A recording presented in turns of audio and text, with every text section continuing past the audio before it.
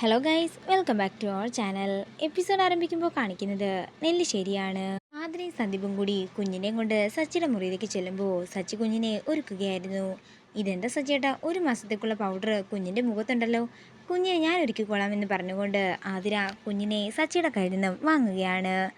എന്താണെങ്കിലും ചേച്ചിക്ക് ഒരു പേടിയുമില്ല, അതുകൊണ്ടല്ലേ ചേച്ചി സദാസമയവും സ്നേഹയുടെ കൂടെ തന്നെ നിൽക്കുന്നതെന്ന് അർച്ചന പറയുമ്പോൾ ഇത് കേട്ടുകൊണ്ട് അങ്ങോട്ടേക്ക് അവന്തിക വരികയാണ്. അതെ, സദാസമയവും ഇപ്പോൾ അവൾക്ക് കൂടെ കൂട്ടിരിക്കാനും ആഹാരം കൊടുക്കാനും ഒക്കെ പോകുന്നുണ്ട്. അവസാനം അവളുടെ രോഗം മാറുമ്പോൾ ആർക്ക് രോഗം വരുമെന്ന് കണ്ടറിയാം. ഇത് കേൾക്കുന്ന സച്ചി പറയുകയാണ്, അത് ഏട്ടത്തിക്ക് അറിയില്ലേ? അപ്പോൾ ഏറ്റവും കൂടുതൽ പേടിയുള്ള ആർക്കാണോ അവർക്കായിരിക്കും ആദ്യം വരിക എന്നാ പറഞ്ഞു കേട്ടിട്ടുള്ളത്. പിന്നെ ഏട്ടത്തിയുടെ മുഖത്തും ഇപ്പോൾ ചെറിയ രണ്ട് തടിപ്പൊക്കെ ഉള്ളതുപോലെ എനിക്ക് തോന്നുന്നുണ്ട്. അതിന് എനിക്ക് പേടിയൊന്നുമില്ലല്ലോ എന്ന് അവന്തിക പറയുമ്പോൾ എന്നാ എനിക്ക് തോന്നിയതായിരിക്കുമെന്ന് സച്ചി പറയുന്നു. ഇത് കേൾക്കുന്ന ആതിര പറയുകയാണ്, അല്ല, സച്ചേട്ടൻ പറഞ്ഞത് സത്യമാണെന്നാ എനിക്കും തോന്നുന്നത്. രണ്ട് മൂന്ന് ചെറിയ തടിപ്പുള്ളതുപോലെ എനിക്ക് തോന്നുന്നുണ്ട്. ഏട്ടത്തി എന്താണെങ്കിലും ഒന്ന് ഡോക്ടറെ കൊണ്ട് കാണിച്ചേക്കാൻ ആതിരയും പറയുമ്പോൾ അവിടുന്ന് പേടിയോടെ പോവുകയാണ് അവന്തിക. തുടർന്ന് അവന്തിക മുറിയിൽ ചെന്ന് തൻ്റെ മുഖമെല്ലാം കണ്ണാടിയിൽ നോക്കുമ്പോൾ അങ്ങോട്ടേക്ക് അനഘ ചെല്ലുകയാണ്. ചേച്ചി കൂടുതലൊന്നും നോക്കണ്ട, ഇങ്ങനെ പോയാൽ ചേച്ചിക്ക് തന്നെയായിരിക്കും അടുത്തത് വരാൻ പോകുന്നത്. ചെയ്ത തെറ്റുകളെല്ലാം മറന്നുകൊണ്ട് പുതിയൊരു ജീവിതം ആരംഭിക്കുന്നതാകും ചേച്ചിക്ക് ഏറ്റവും നല്ലത്.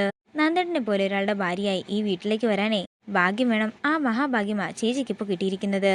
അതുകൊണ്ട് അത് മാക്സിമം ഉപയോഗിക്കാൻ നോക്കാൻ പറഞ്ഞുകൊണ്ട് അനഘ പോകാനൊരുങ്ങുമ്പോൾ അവന്തിക പറയുകയാണ്, നീ എന്താ എൻ്റെ ശത്രുക്കളുടെ കൂടെ നിന്ന് എന്നെ തകർക്കാമെന്ന് കരുതിയോ? അതൊന്നും ഒരിക്കലും നടക്കാനേ പോകുന്നില്ല. നല്ലൊരു ജീവിതം ആഗ്രഹിച്ചല്ല അവന്തിക ഈ വീട്ടിലേക്ക് വന്നത്, പകരം ഈ വീട്ടുകാരുടെ നാശം കാണാൻ വേണ്ടി മാത്രമാ. എന്താണെങ്കിലും നീ ഇനി എൻ്റെ മുമ്പിലോട്ട് വരണ്ട, ചിലപ്പോൾ കൂടപ്പുറപ്പാണെന്ന് പോലും ഞാൻ മറന്നു പോകുമെന്ന് അവന്തിക പറയുമ്പോൾ ദേഷ്യത്തോടെ അനഘ അവിടെ നിന്ന് പോകുന്നു. പിന്നീട് കാണിക്കുന്നത് സ്നേഹിക്കുള്ള കഞ്ഞിയുമായി ഔട്ട് ഹൗസിലേക്ക് പോകാൻ ഇറങ്ങുന്ന അർച്ചനയാണ്. അതേസമയം സേതു അർച്ചനയുടെ അടുത്തേക്ക് ചെല്ലുന്നു. സ്നേഹയുടെ അമ്മയുണ്ടായിരുന്നെങ്കിൽ ചെയ്യേണ്ട കാര്യങ്ങളൊക്കെ മോളെ നീ ഇപ്പോൾ ചെയ്യുന്നതെന്ന് സേതു പറയുമ്പോൾ ഞാനും അവളുടെ അമ്മ തന്നെയല്ലേ എന്ന് അർച്ചന സേതുവിനോട് ചോദിക്കുന്നു. പിന്നെ അച്ഛൻ്റെ ഈ വിഷമമൊക്കെ മാറണമെങ്കിൽ അച്ഛൻ നല്ലൊരു തീരുമാനം തന്നെ എടുക്കണം. ഇത് കേട്ടുകൊണ്ട് അവന്തിക അങ്ങോട്ടേക്ക് വരുന്നു.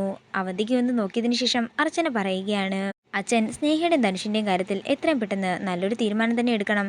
അച്ഛൻ്റെ തീരുമാനം നല്ലതാണെങ്കിൽ അച്ഛൻ്റെ ആൺമകൾ ആദ്യമൊക്കെ എതിർക്കുമെങ്കിലും പിന്നീട് അച്ഛൻ്റെ ഒപ്പം തന്നെ നിൽക്കും. ഇത് കേൾക്കുന്ന സേതു സമാധാനത്തോടെ ഇരിക്കുമ്പോൾ അർച്ചന അവിടെ നിന്ന് പോകുന്നു. തുടർന്ന് അവന്തിക ദേഷ്യത്തോടെ സേതുവിൻ്റെ അടുത്തേക്ക് ചെല്ലുകയാണ്.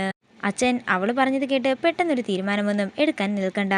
ചിലപ്പോൾ അവൾ പറയുന്നത് കേട്ട് അച്ഛനൊരു തീരുമാനമെടുത്താലേ സച്ചിയെപ്പോലെ ഭാര്യയുടെ വാലിൽ തൂങ്ങി നടക്കുന്നവരല്ല നന്ദേട്ടനും സന്ദീപും. മകളും മരുമകളും കാരണം അച്ഛന് ആൺമക്കളെ നഷ്ടമായെന്ന് വരരുത് എന്നൊക്കെ അവന്തിക പറയുമ്പോൾ ദേഷ്യത്തോടെ സേതു പറയുകയാണ്, മതി, നീ ഇപ്പം നിർത്തിക്കോണം.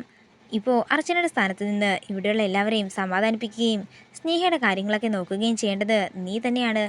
എന്നിട്ട് നീ എന്താണെങ്കിലും അതൊന്നും ചെയ്യുന്നില്ലല്ലോ. അതുകൊണ്ട് എന്ത് ചെയ്യണമെന്ന് എനിക്ക് നന്നായി തന്നെ അറിയാം. നീ എന്നെ പഠിപ്പിക്കാനൊന്നും വരണ്ടെന്നും ദേഷ്യത്തോടെ സേതു പറയുമ്പോൾ ഇതെല്ലാം കേട്ട് ഞെട്ടലോടെ നിൽക്കുകയാണ് അവന്തിക. എൻ്റെ ആൺമക്കൾ എനിക്കൊപ്പം നിന്നാലും ഇല്ലെങ്കിലും ഞാനെന്താണെങ്കിലും എൻ്റെ മകളെ ഉപേക്ഷിക്കില്ലെന്ന് നീ ചെന്ന് നിന്റെ ഭർത്താവിനോട് പറഞ്ഞേക്കാൻ സേതു പറയുന്നു. അങ്ങനെ സേതു അവിടുന്ന് പോയതിനു ശേഷം അവന്തിക മനസ്സിൽ പറയുകയാണ്, അർച്ചന ആൾ കൊള്ളാലോ, ആ കിളവൻ്റെ മനസ്സിൽ കുത്തിത്തിരിപ്പുണ്ടാക്കിയിട്ടാ അവൾ പോയിരിക്കുന്നത്.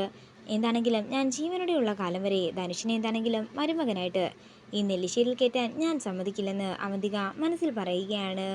നേരം രാത്രിയാകുന്നു. പിന്നീട് കാണിക്കുന്നത് സച്ചി കുഞ്ഞിനെ ഉറക്കുന്നതാണ്. അതേസമയം സ്നേഹയ്ക്ക് കഞ്ഞി കൊടുത്തതിന് ശേഷം അവിടെ നിലത്ത് തന്നെ പാവിരിച്ച് കിടക്കുകയാണ് അർച്ചന.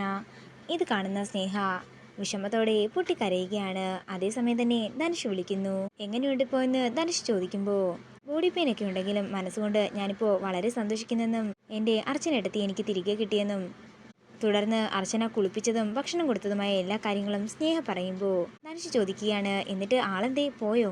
പോയിട്ടില്ലെന്ന് പറഞ്ഞുകൊണ്ട് അർച്ചനയെ കാണിച്ചു കൊടുക്കുകയാണ് സ്നേഹ.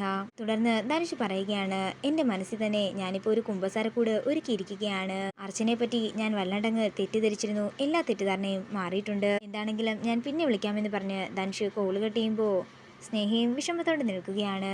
നേരം പുലർച്ചെയാകുന്നു. പിന്നീട് കാണിക്കുന്നത് നെല്ലിശ്ശേരിയാണ്. സേതുമാധവനും അവന്തികയും അനഘയും ആതിരയും കൂടി ഭക്ഷണം കഴിക്കാനിരിക്കുകയാണ്. അതേസമയം അനഘ ഒരു പ്ലേറ്റിലേക്ക് ആഹാരം വെച്ച് അത് മാറ്റിവെക്കുമ്പോൾ അവന്തിക ചോദിക്കുകയാണ്, ഇത് ആർക്കാണ്? അതിനുള്ള ആള് ഇപ്പോൾ വരുമെന്ന് അനഘ പറയുമ്പോൾ പെട്ടെന്ന് തന്നെ അർച്ചന അങ്ങോട്ടേക്ക് വന്ന് അവന്തികയുടെ അടുത്തുള്ള കസേരയിൽ ഇരിക്കുകയാണ്. ഇത് കാണുന്ന അവന്തിക പെട്ടെന്ന് തന്നെ ദേഷ്യത്തോടെ പറയുകയാണ്, നീ ഇതെന്താ ഈ കാണിക്കുന്നത്? നീ എന്തിനാ ഇപ്പോൾ ഞങ്ങളുടെ കൂടെ ഇവിടെ വന്നിരിക്കുന്നത്? ഇത് കേൾക്കുന്ന എല്ലാവരും ഞെട്ടലോടെ അവന്തികയെ നോക്കുന്നു. ഇതോടുകൂടി ഇന്നത്തെ എപ്പിസോഡ് ഇവിടെ തീരുകയാണ്. വീഡിയോ ഇഷ്ടമായെങ്കിൽ മറക്കാതെ ലൈക്ക് ചെയ്യുക, ഷെയർ ചെയ്യുക, കമൻറ്റ് ചെയ്യുക. കൂടുതൽ സീരിയൽ അപ്ഡേറ്റ്സിനായി മറക്കാതെ സബ്സ്ക്രൈബ് ചെയ്യുക.